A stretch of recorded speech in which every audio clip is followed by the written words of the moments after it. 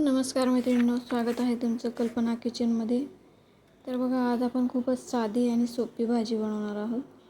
तर जेव्हा भाजीला काही उमजत नाही तर तेव्हा मी हीच भाजी बनवते आणि खूपच छान लागते चवीला. तर बघा, 4 ते 5 लसूणच्या पाकळ्या घेतल्या आहेत, कोथिंबीर घ्यायची आहे, एक मीडियम साईजचा टोमॅटो घेतला आहे, कांदा घेतला आहे, आणि इथं बघू शकता तुम्ही हळद घ्यायची आहे आपल्याला, जशी भाजीमध्ये हवी असते हळद तेवढी. आणि ते चिमूटभर साधा मसाला घेतलेला आहे, जो आपण डेली यूज करतो तो मसाला. इथे बघा, 1 ते 1.5 चमचा चटणी घ्यायची आहे तुम्हाला.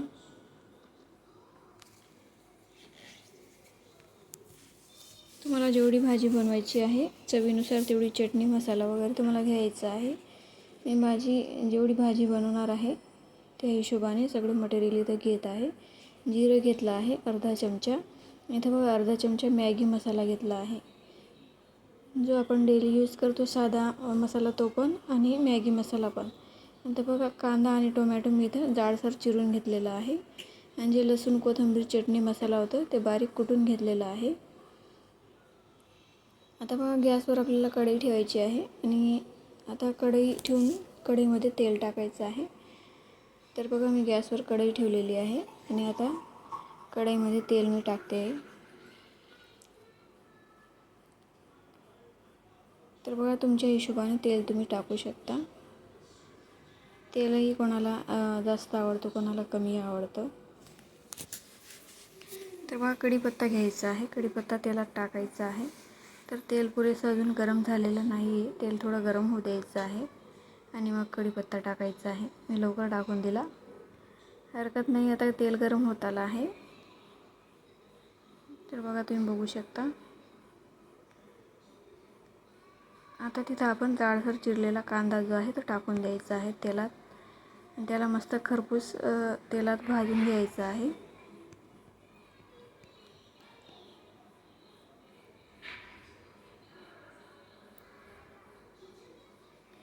तर बघा, तेलात कांदा खरपूस होईपर्यंत भाजायचा आहे.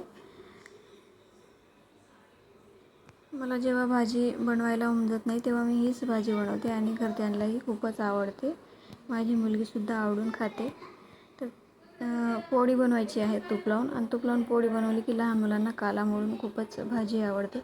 माझ्या मुलीला तर खूपच आवडते. पोळी पण मी तिला तूप लावून बनवून देते, आणि या भाजीमध्ये काला मोडून देते, तर खूपच आवडून खाते. जेव्हा आपल्याला भाजीच उमजत नाही तेव्हा अशा पद्धतीने तुम्ही बनवू शकता. तर मी अशीच बनवते, आणि नक्कीच ट्राय करा माझ्या पद्धतीने. आणि व्हिडिओ आवडल्यास आपल्या मैत्रिणींसोबत शेअर करा, व्हिडिओला लाईक करा, आणि चॅनलला सबस्क्राईब करायला विसरू नका. तर बघा, कांदा खरपूस भाजलेला आहे, लालसर झालेला आहे. आता याच्यात आपण टोमॅटो टाकून द्यायचा आहे.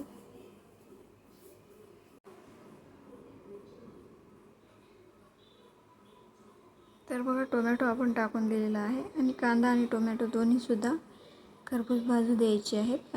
टोमॅटो जो आहे तेलात टाकला की गरम तेलात तो विरघळत येतो, आणि जास्त कच्चापणा त्यात राहत नाही. कांदा आणि टोमॅटोमध्ये कच्चापणा आपल्याला राहू द्यायचं नाही आहे. तर बघा, अशा पद्धतीने कांदा आणि टोमॅटो व्यवस्थित तेलात विरघळलेले आहेत बऱ्याच प्रमाणात.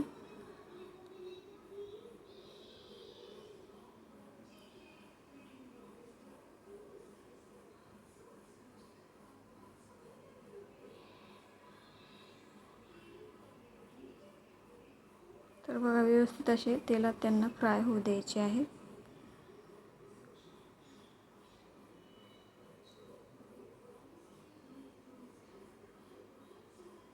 आता बघा, जे मिश्रण आपण कुटलेलं होतं, चटणी मसाला लसूण कोथिंबीर वगैरे, ते यात आपण टाकून द्यायचं आहे, आणि त्यालाही थोडं आपण तेलात तळू द्यायचं आहे.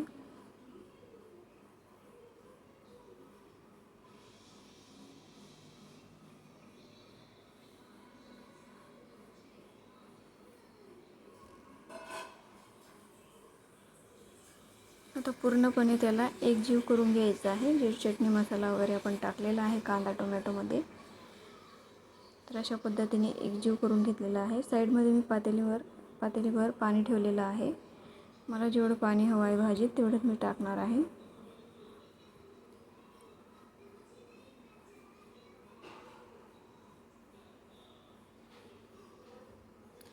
तर बघा, साधारण 2 ग्लास पाणी मी याच्यात टाकणार आहे. 2 ग्लास पाणी मी पातेलीमध्ये ठेवलेलं होतं.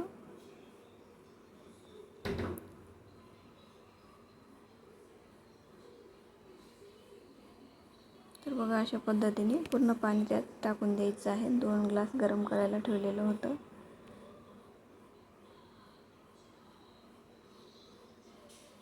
आता भाजीला व्यवस्थित उकळी येऊ द्यायची आहे. आणि त्यात आपल्याला शेवटी राहिलेलं आहे मीठ टाकायचं. तर मीठ आपण त्यात टाकायचं आहे. छान अशी तर्रीदार कांदा टोमॅटोची भाजी आपली तयार झालेली आहे.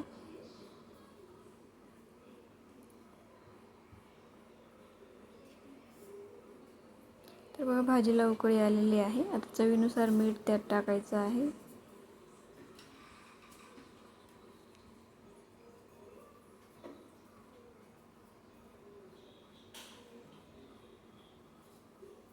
तर बघा, मीठ टाकून झालेलं आहे. आता 2-3 चमचे आपल्याला त्यात शेंगदाण्याचं कूट, जे आपण शेंगदाणे बारीक करून ठेवलेले राहतात, सगळ्यांच्या घरात अवेलेबल राहतात, तर ते आपल्याला 2-3 चमचे टाकून द्यायचं आहे. म्हणजे भाजी जास्त पातळ पाण्यासारखी होणार नाही. तर बघा, पूर्वीच्या काळी ज्या स्त्रिया असायच्या, घरात काही अवेलेबल नसायचं, तर अशाच पद्धतीने भाज्या बनवायच्या आणि त्या भाज्या खूपच चविष्ट राहायच्या.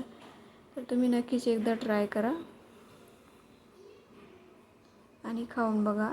त्यात शेवटी तुम्हाला तूप घालायचं असेल तर तुम्ही तूप घालू शकता. आणि खूपच छान आणि चविष्ट ही भाजी जी असते, तोंडाला चव देते.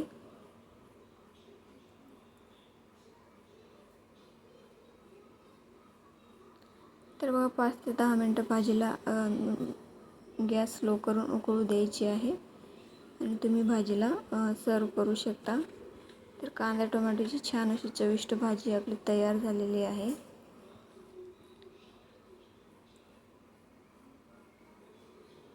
तर बघा, अशा पद्धतीने छान तर्री भाजीला आलेली आहे. फक्त दिसायलाच नाही तर खायलाही खूपच चविष्ट लागते. नक्कीच ट्राय करा आणि नक्कीच मला कमेंट करून सांगा तुम्ही ट्राय केली की नाही.